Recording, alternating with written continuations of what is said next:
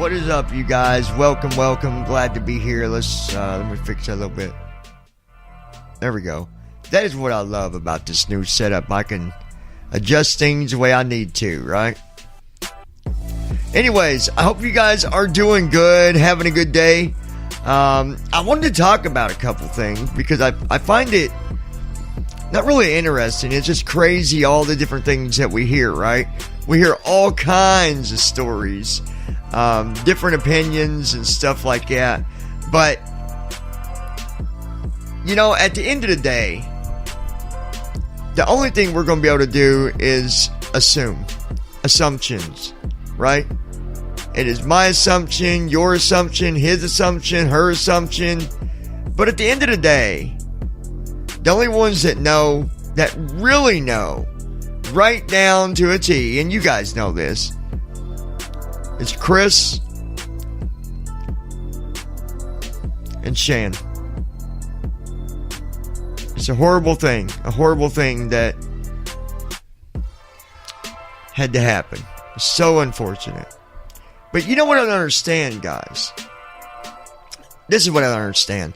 By the way, I want to give a shout out to Rebecca. I saw Rebecca like one of the comments that I left on videos she did. So, Rebecca, if you end up listening to this, thumbs up to you, girl. I think that you're on to something for sure. I think there's just some things that aren't known about that might need to be known about, but we don't know, right? Anyways, I was just going through different videos because I've been watching this case for a long time, not counting that, going through criminal justice and all that. We do a lot of different discussions and stuff like that. But anyways, you know what's crazy, y'all, is this. Chris's dad was interviewed. I don't know if you guys have seen the interview or not. So just in case, I'm going to let you hear about a 20-minute interview that he did. Now, this is Chris Watts. This is his dad and a detective. But I want to tell you something that really, it made me mad. I won't even lie. It made me mad. Like straight up. Instead of, just answering some questions about what's going on with, Chris and Shan. Or Shannan. Everybody calls her a little bit different names, so I always called her Shan. That's what I called her. The crazy thing is this. Chris's dad was dogging this girl. Hello, she can't even defend herself. And you're sitting there and you're running your mouth about Shan, running your mouth about someone that can't even defend herself. I mean, come on, man. Come on. Seriously, it just makes me mad, y'all. I'm sorry. It makes me mad. It does. And it shouldn't be, he shouldn't be in there just dogging her because his son, obviously is in a really bad situation. But guess what? He put himself there, all right? He put himself there. Nobody else. He chose to be an idiot and do something stupid, and you want to belittle Shan. You want to dog her. Sit there and said, oh, she can go from 0 to 100. You got to watch out. Talking about her being crazy and bipolar and all this dumb stuff. Come on, dude. Come on. So, anyways, I'm going to let you guys check it out. I know it is like 20 minutes long. I apologize.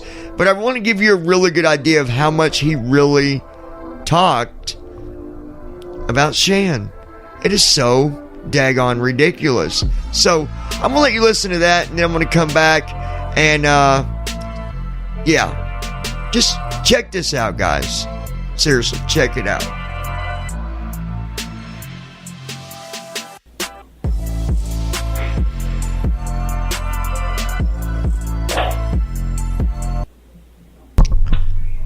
So what we got now is Chris Watts. His father is waiting for them to come back. They're going to do an interview, and it's going to be interesting to see exactly what his father has to say about all this. You know, here you got a dad that just thinks the world of his son, loves his son so heartily, loves his son, and even after everything Chris did, his father wanted to make it clear that, look, we know what you did was wrong.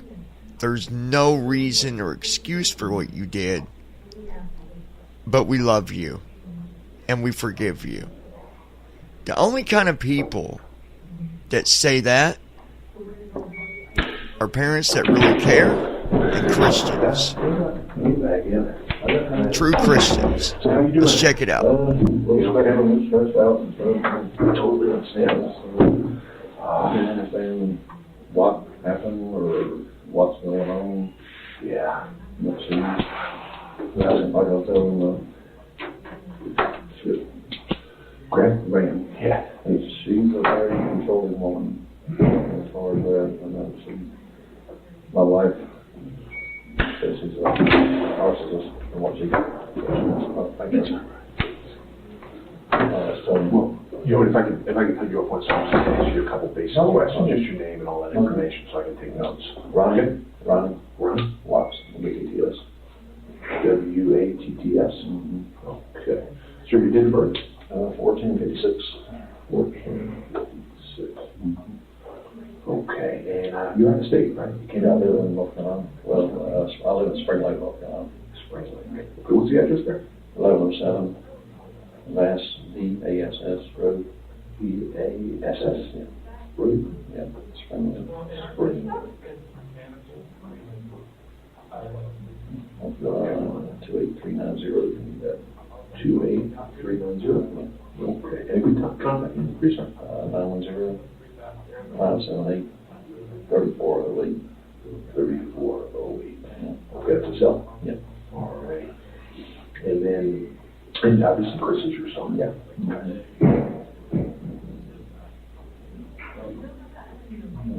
One boy and a girl. All right. And so you just flew out here today? This morning? Okay. All right. And if you could, maybe you could just start with what happened, how you became aware that there's a situation. Chris would call me, let's see, get the date right, today's Wednesday, right? Yes, sir. And this was, happened Monday. He would call me and said, there's something going on, what's going on? Do you remember what day that was? It was Monday. Monday? Okay. Do you know approximately what time? It was morning time when I got home from work. It was around 6:30 my time, so then about 4:30 out here in Congress. I had it. Good. With good. Well, if my memory serves me right, I'm keep the date straight right now. Yeah, no, and it just as best as you recall. So, okay, so about that time you gave your call, I said, something's going on? Yeah. Okay, and what did he tell you about that? He said, Shanann and the girls are missing, or gone, is what he told me. They're missing, they're gone, they don't know where they're at. He said she left her phone, her purse, her car. He says he has no clue what the hell she's run off with the kids or what the hell's going on. Okay. He was dumbfounded about it, more or less. And he told me the situation, what happened, that the other girl. He told me what happened that morning, that they had a discussion, because she already knew this was coming, that he wanted to get a separation and put the house up for sale. And he said the marriage just wasn't working any longer. Were you aware of that prior to this phone call? Yeah. Yeah, so you knew they were married? Yeah. He told me about a couple weeks prior to that when he'd come down to, she had come down to North Carolina for 6 weeks. and staying some with us, some with her parents. Her parents live about 30, 40 miles from us. Also, were they originally living in North Carolina before they moved out here to Colorado? You come up. I'm talking about Chris and, how do I say, Shannan? They, met, actually, a friend of ours introduced them. That's what, 7, 8 years ago, whatever it was. And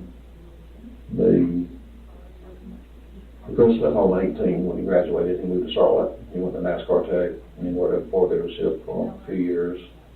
And then him and Shan moved in together out there, and then they decided to move to Colorado, out here. Now she's had friends up here for some reason. I don't want to move all out here, but anyway, that's what they did. And how old were they within that, or how long ago was that? 7, 8 years ago. 7 or 8? Mm-hmm.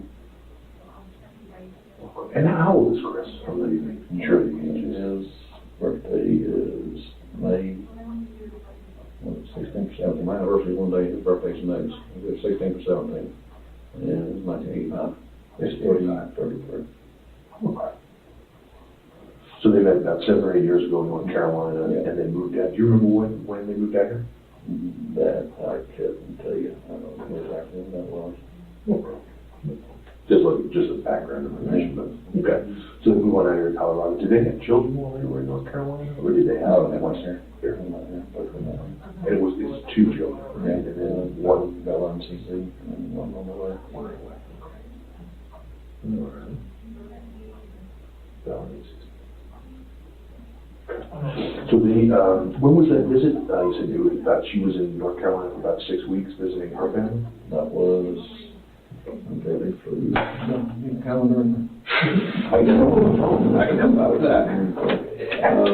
Let's see. It was handy to have I'm trying to remember all the dates and stuff around about.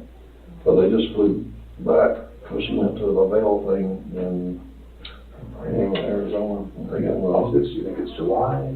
This weekend. What's the days? Today is the 15th. I'm sorry, I got all sorts of stuff. That's fine.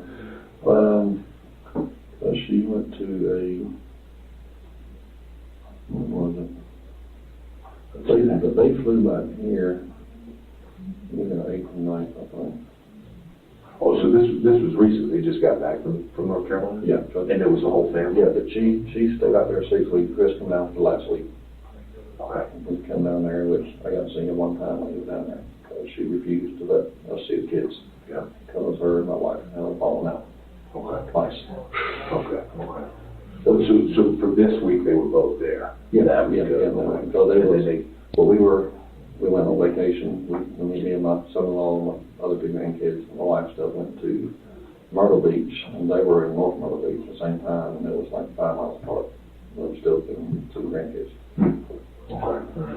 Yeah, so I definitely want to hear about that, some of the stuff that's been going on. Yeah. But you think they came back to Colorado the 9th to the 10th? She flew out, went to Arizona for the Lavelle conference thing, and little getaway thing they go on, which, if I'm not mistaken, she went out Friday, Saturday, and Sunday, and flew back Monday morning, early in the morning, like 1, 2 o'clock in the morning, I think.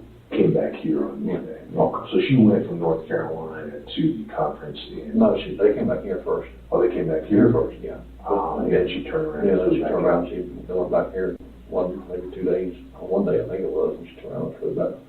Okay. Well, hang on, I might be able to tell you. Okay. My phone won't get it yet.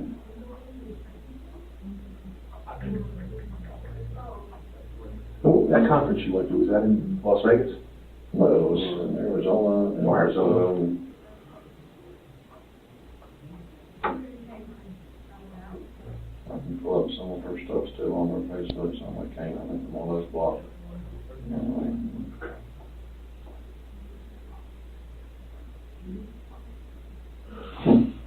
Must have to call my family. Oh, and I forgot to ask, but the girls were with them, right? When they visited in North Carolina? Yeah. They were with them.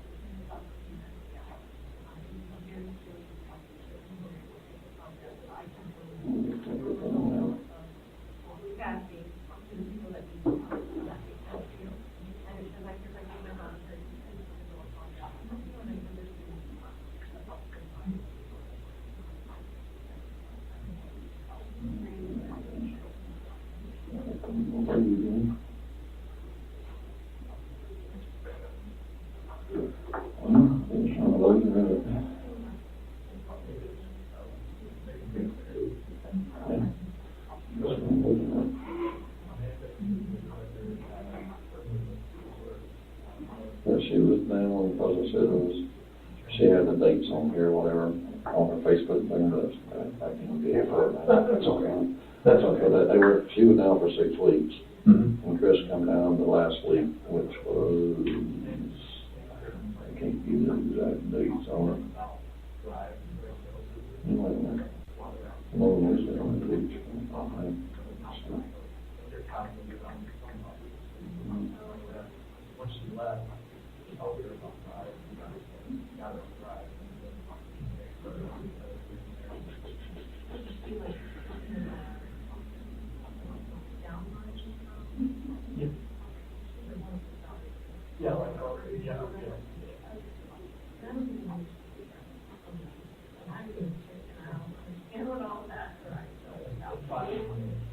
Okay, this is, we haven't talked to her since that blowout, the second week she was there, or second weekend she stayed with us. And she sent this text to us. I got a freaking tape on Thursday. This one ended, okay, when they got back here, they did the sonogram for the baby. And that we have not talked to her from the time that, I'll tell you about the little story about the little falling out in the hand. She sent this picture of the sonogram to me at 8 o'clock in the morning, my time, so it's 6 o'clock in the morning here. No comment or nothing on it, no nothing. At 11:30, well, okay, the time changed, okay, then at 1:30 that afternoon, she texted back, wanted to share the picture of the new baby. And she's reaching out, so that's when Chris, I think, originally told her that he had separation and stuff. That was, I'm not sure exactly when he told her, I think more or less told her, because he told me when he was down for the visit, and he was down, he said, those 4 or 5 weeks he was here by himself, he said, I felt this alone then as I did when she was here. He said, there's no, she's like, I don't love her anymore. And was that the first time, or were you aware of prior marital problems prior to that? I could sense something was going on because, it just wasn't all lovey-dovey like it used to be. And anytime we come visit them, we come here a couple times a year and FaceTime with them and stuff. She's sitting on her ass on the phone, doing her little stuff, visit, running around, take care of kids, feeding kids, doing this, doing that, and she accuses him of not doing anything with the kids, take care of the kids. I said, Chris, every time I see you, you're doing everything with the kids, getting the class, feeding them, doing everything. He loves them kids today. But he didn't do anything to hurt one of the kids. Nothing. Or neither one. But, and was it something that would, from what you were seeing or what Chris had said to you, did it seem like it was serious marital problems prior to this visit? In fact, you don't I won't say it was serious. It was just something that's been going on and on. He said I should have done this a long time ago. And just like the baby now they're having, she was telling us when she was down there to visit, it was Christmas idea, 80-20, to have another baby because he wanted a boy. And I mentioned that to him when he come down. That one afternoon I got to see him, he said it wasn't him, it was all her wanting another child. And I said, she flips everything around on that type deal. Ain't trying to put her down or nothing, but just anyway, kind of person she is. Everything's about her. She has this persona that she wants, this image she wants out there all the time, or what, everything's hunky-dory, everything's beautiful in the world and stuff, when it's not. Like Chris always said, everything she has on Facebook is a mask. It's just to put on. Is it all very positive? And everything that she tries to put out there, yeah. Okay. Yeah, that's what she does. What was it, the company that she works for? Is it makeup or something? It's a veil. It's called, the company's a veil, but it's called Thrive. It's a nutrition thing, patches and pills and nutrition shakes and all that stuff. And it's come out with new weight loss packs and stuff. Okay.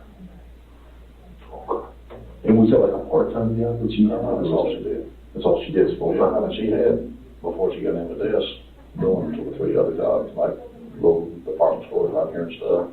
Actually, she was, years ago, when it was here, when he worked at the Ford dealership, before he got to the old business, she got there and started selling cars, didn't she? Doing that good.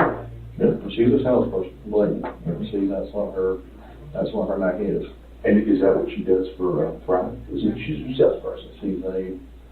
She has a pyramid type thing. She has all these different people under her, and what they sell, she makes money on what they sell. Gotcha. So it's a team thing, and I think she was like 34th or 35th in the company. Oh, so she's pretty good at it. And I actually asked Chris. I told him, I said, if y'all do decide to start pregnant or whatever, she can come back to North Carolina, or you want to stay out here? And he said, that. The child support on that thing, so I have to stay out there. So I can make that kind of money back there. Because it makes good money. That's what, mommy asking, what does she make? He said, she makes pretty much what I make. Oh. So make money. And I think somebody told me there, so he's a supervisor for? He's coming up for a former job, yeah. Former job? And for Anadarko? Yeah. Okay. That's what they're looking at him for now. Now, I know the oil money pays pretty well. Yeah. Do you know about what that is? What kind of salary? I never asked him. I don't want to get into that. I don't know. Yeah. No, sure. And I'm curious because if she makes what he makes. Yeah. I mean, she just started doing this last few years. I don't know what she made before. Mm-hmm. But she's making good money now.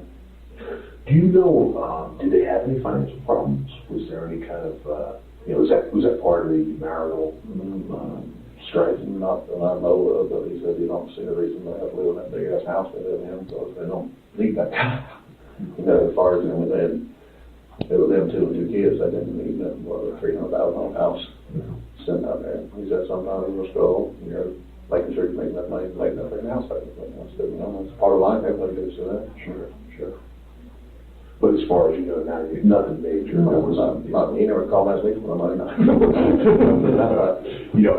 He can say they'd be like, hey, I'm a real bad dad. Sometimes when Cece was born, I even paid for my wife's flight to come out here. When she was being born and everything, we got to watch after kids, and when they go on some of their Lavelle trips, sometimes he went, sometimes he didn't. Depending on what time he get off.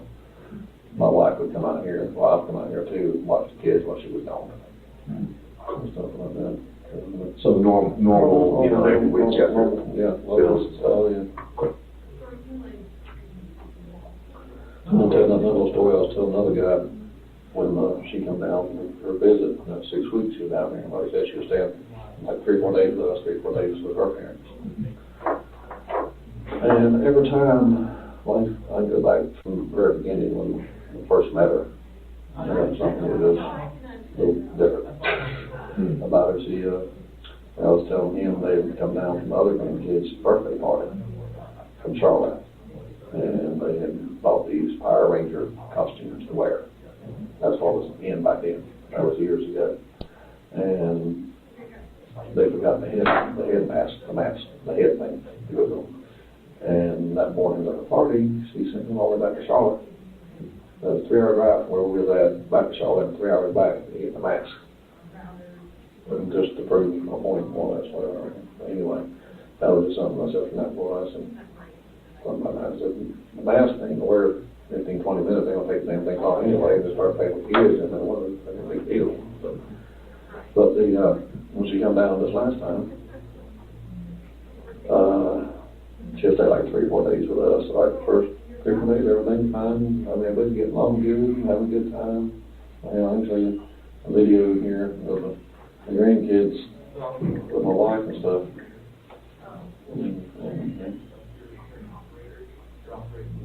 Videos. Just play on that.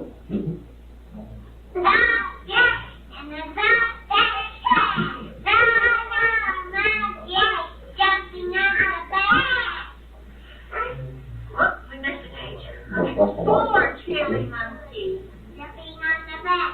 What's the walk and I don't remember doing that one kid. I went to happen. I don't have to buy shit on my week.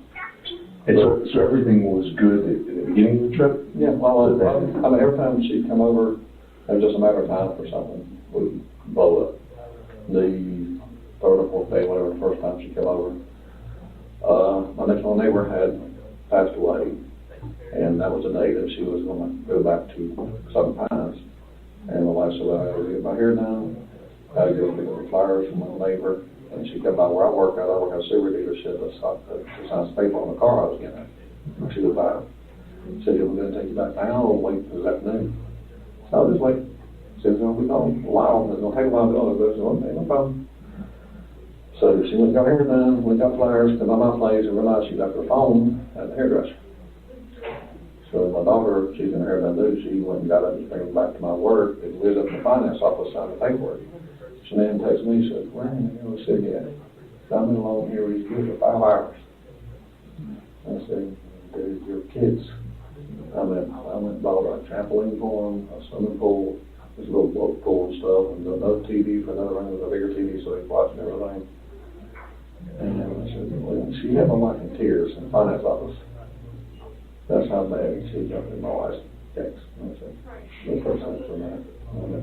And then she says, "I'll be there in a minute. That's all right, I got my daddy coming to get me. She get here with as soon as I get the car seats, I'll run his truck." So she left mad that day, and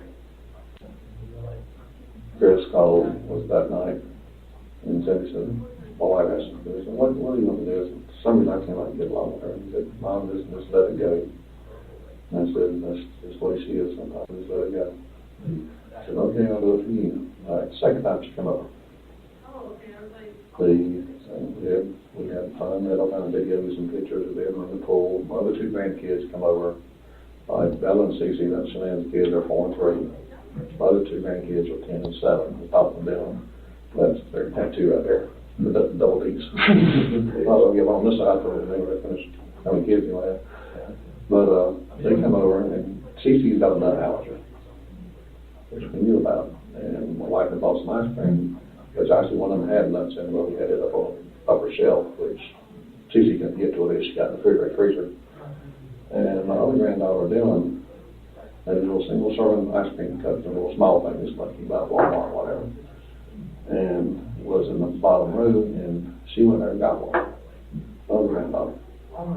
And Cece got upset because she couldn't have one, and so she said, "Well, honey, you can't have that. That one's might have nuts in it, we haven't checked it yet." Whatever. So you can't have it. And Shanann went off on her. So it's not fair she can have one and my child can have it and all that type of stuff. The boy said, "Well, maybe it's a learning experience so much you do like to learn. Sometimes you can't have everything that she wants." And a few minutes later she came down there and said, "You just trying to kill my child." Screaming at my wife. And I wasn't there, but this is, about 2 grandkids that she didn't know I could tell her that. And so he said, "You actually think I would try to hurt one of your children?" And she said, "You just trying to kill my child." And Cindy said, "Well, I think you just need to go and leave." And she said, "Well, I'm not coming back." That was the second visit. Her daddy ended up coming getting her. And for the rest of 4 or 5 weeks, that was the part of the second week, the next 4 weeks. No contact with her, the 2 grandkids, one of those 2 grandkids. They're 30 miles away.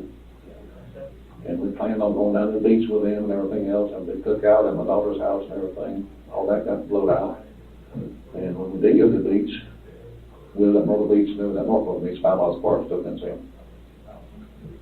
And I said, "Well, okay, that's good." And one I mean, there's no scenario the same time that's going on. Well, my mother's in a rehab center. She's like 93 years old. And then Dad went up there and see her on her birthday, and then we went to have a birthday party with her. And when they got back from the beach, I think it was on a Monday, they went to see her. And Chris told me, said that he wanted to come see us before he left, because he hadn't even seen us all that we'd seen him down there. He'd been with them. So I went and picked him up, and at the rehab center, where my mother was staying at, Shan and all them already left. They left them there for me to go pick up. So, got in the house, had a couple beers, got out some steaks and stuff. My daughter come over, and my son-in-law, my other grandkids come over and stuff.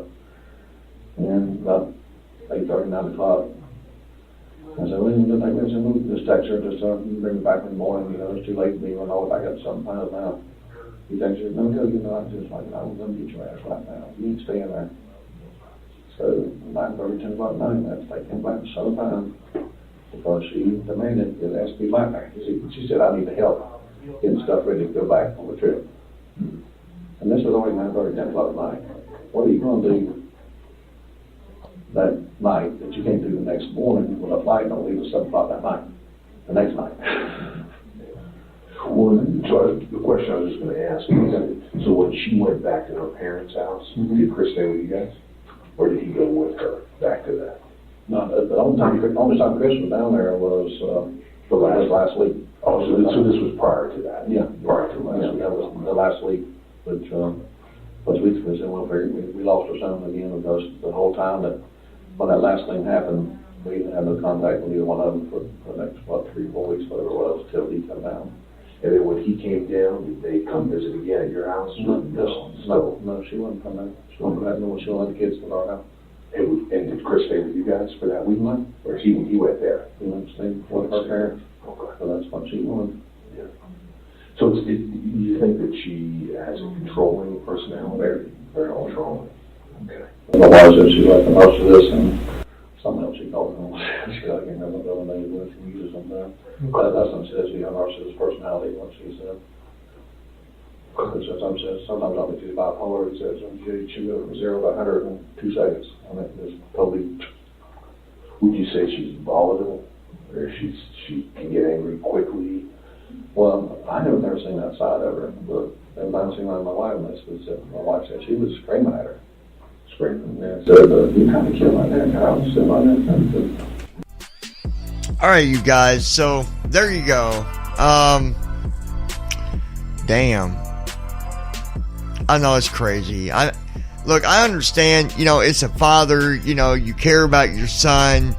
You care what he goes through, whether it's a relationship or, a bad day at work. I mean, something happened to your child. You're concerned. But in this case, did you guys not? We'll cut that down a little bit. Did you not hear him talk about the part about the ice cream? If you go back, I don't know which part it's at, or let's do this. Let me let you listen to the part where he's talking about the ice cream. He don't even know what the hell happened that day. The fact was, Chris's mom had done 2 things that started that argument. First was trying to give the girl the ice cream. And then when that didn't work, what did she do?